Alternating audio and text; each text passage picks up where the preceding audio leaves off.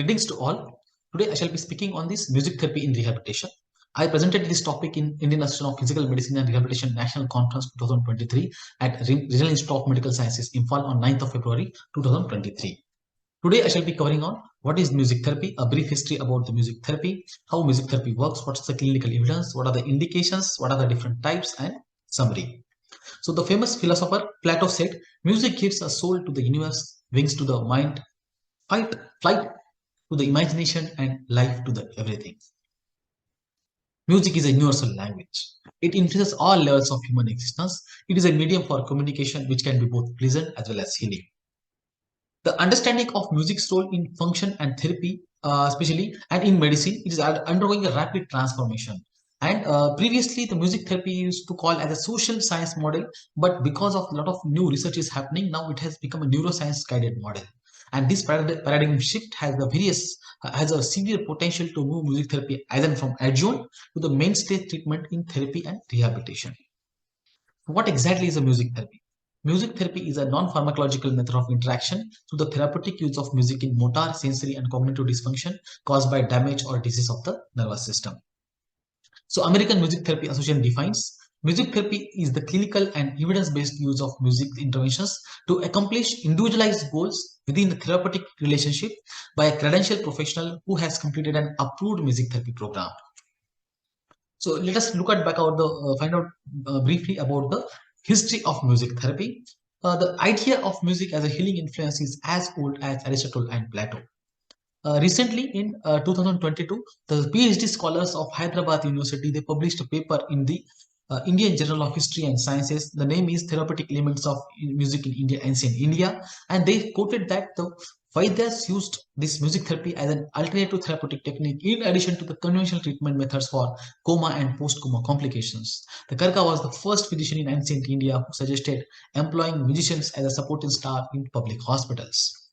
In modern times, especially in 20th century, because of World War I as well as the severe damage by the World War II, both physical and mental, many amateur as well as professional musicians went to the Veterans Hospital and they played music as a therapy, as an entertainment, and as a soothing trauma to the mental health.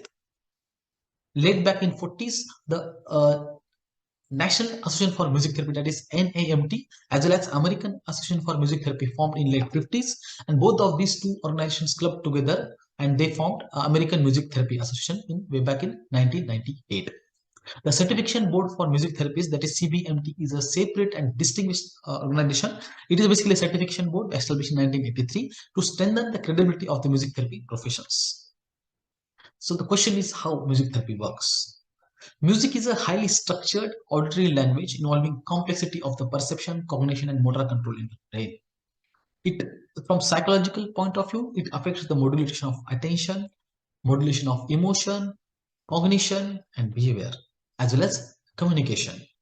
I would like to present this case. It's a very interesting case. This is a functional MRI study of this few people. The first image shows that the image who listen to the Gangnam Style music, and as well another study which shows that the normal music, and you can see the functional activity of the brain. Multiple areas got activated. So we all know the neuroplasticity. Music activity provides an ideal stimulus for neuroplasticity. This is evident most notably, especially in motor rehabilitation, as well as other like disorders of cognition, speech, and the consciousness. So, from the in the rehab point of view, what are the indications? Post-stroke neurodeficit, traumatic brain injury, aphasia, autism spectrum disorders, Parkinson's disease, dementia, and fibromyalgia. So, the next question is: does it have a clinical evidence? If you see the Cochrane review, there are approximately 56 articles, review articles are there, and around 3,448 clinical trials are there. If you see, there are multiple interventions, review articles are there for music therapy, for anxiety, for insomnia, then multiple music interventions for mechanically ventilated patients, and so on. So I would like to present to you this 2017 music interventions for acquired brain injury review article. It shows that the music intervention, that's rhythmic auditory stimulation. I shall be talking more about this. And they may benefit for the gait parameters after stroke, then in timing of upper extremity function after stroke. Music interventions may help in aphasia following stroke, memory and attention, and it subsequently can lead to the improvement of quality of life.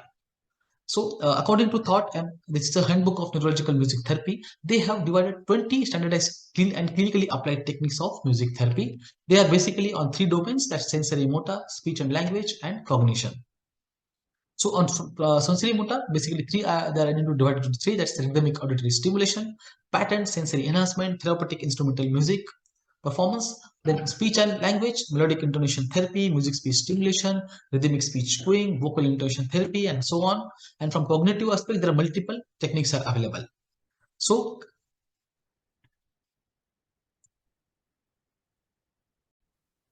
rhythmic auditory stimulation. Rhythmic auditory stimulation is an activity that stimulates rhythmic sensation through auditory stimulation. The basic aim of this is to activate each part of brain by synchronizing motor as well as sensory areas. Rhythmic auditory stimulation is basically a gait rehabilitation method. It facilitates training of rhythmic movement with the use of external rhythmic cues. I would like to show this video for the same.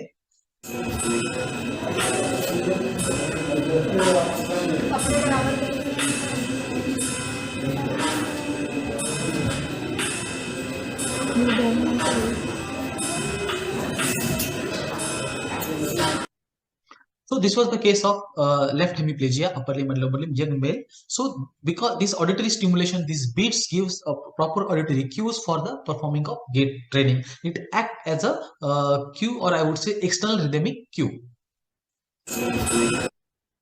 Then pattern sensory enhancement. I would like to show first this video.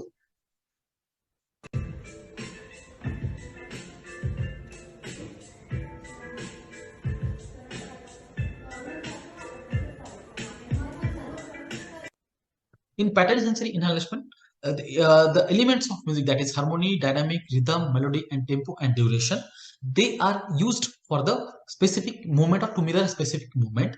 This helps to facilitate movement exercises that are not in rhythm. For example, in this video, the person was trying to step up on the stepper for step up and step down. This rhythmic movement. So with the music rhythm, this specific movements can be executed. Then therapeutic instrumental music therapy.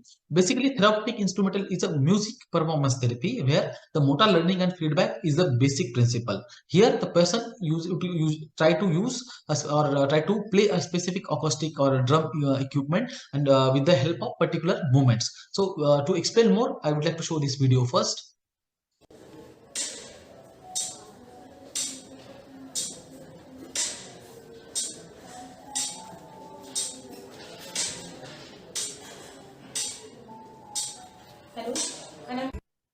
So here the papers with the drumstick, patient is supposed to play the drum beat as in particular rhythm. So this elbow flexion and extension movement, this may help the person to get a functional activity of eating or feeding. So this is therapeutic instrumental music performance. So multiple drum or other acoustic equipments can be played, and the particular functional movement can be achieved with this. Then melodic intonation therapy. Music and speech both are built on a syntactical system. The melodic intonation therapy is a language production therapy for severely non-affluent aphasias. Rhythm assumes a critical syntactical role in communicating symbolic as well as associative meaning of the music. So I would like to play this video. This is a case of cerebral palsy dystonia with severe dysarthria, and we are teaching her to how to speak properly in rhythmic manner.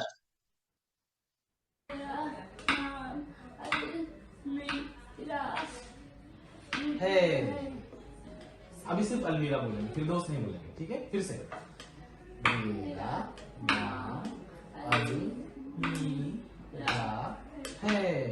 Very good. अभी So in this case, it basically brought it down into 5 steps. The first step is you simply start with rhythm 1, 2, 3, and the patient is supposed to recall the rhythm in their mind. And in second step, patient is supposed to start with a simple name, like in this case, Almira. Then patient is supposed to repeat it that, and then slowly you are supposed to progress to the full sentence. Mera naam Almira hai, like this way. So you can simply play with the simple rhythm, or you can simply play with the guitar rhythm. So person is supposed to talk in rhythmic manner and in speech or singing manner the full sentence. Then music speech stimulation, it directly correlates with the music that is extremely familiar to the patients or the client, and the client has to desire to fill in the blanks or simply sing it the sound together. So this is exclusively helpful for patients who are having speech and long-term memory issues. So this is a case of traumatic brain injury with the cortical blindness with a lot of memory and speech issues. So I'd like to show this video first.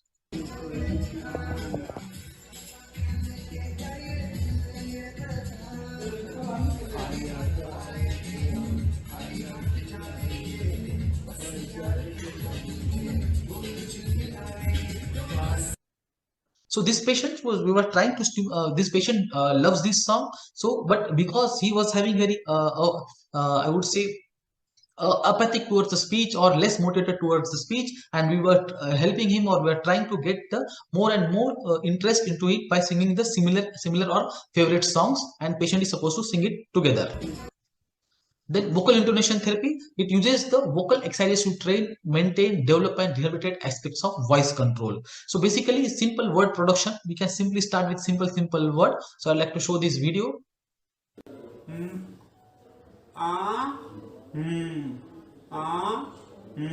एक साथ बोलो अभी. अच्छा.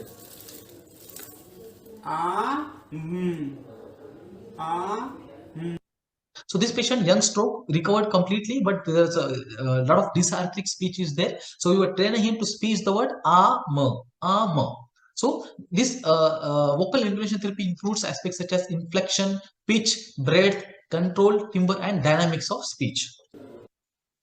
So rhythmic speech cueing. In rhythmic speech cueing, speech rate control via auditory rhythm is used to improve temporal characteristics such as the fluency of the speech, articulation rate, pause time, and intelligibility of speaking. In RSC, the patient speaks or sings the auditory stimulations. So again, the same patient.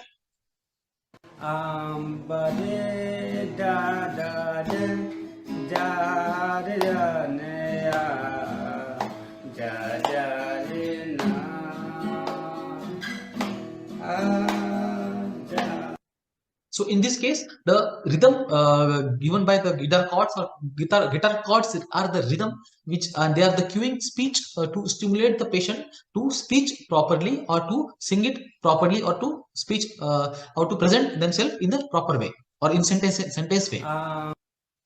So to begin with music therapy at a new setup, in India, very few institutes are offering formal education in music therapy. If you see on Google or on, online, so there are multiple institutions are there. This recently, Indian music therapy, they have started the certification course. It's quite good. I have personally enrolled it and I recommend it.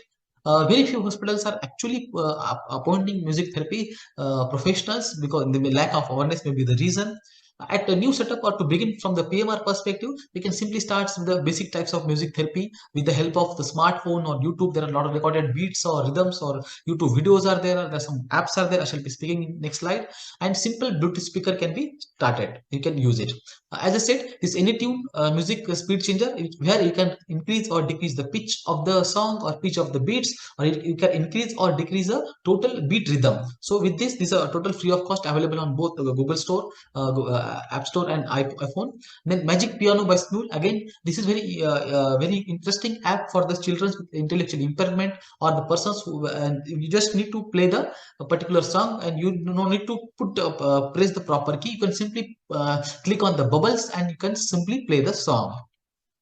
So to summarize, music therapy is a low-cost, non-invasive adjunct therapy with a lot of promising result in neurorehabilitation. It is clinically evident and useful in treating various neurological disorders. Physiatrists can easily understand and learn basic techniques of music therapy and can implement in their practice. To begin with music therapy, you need not to be a good singer or a musician. Where word fails, music speaks. Music speaks. So thank you for patient listening. Thank you.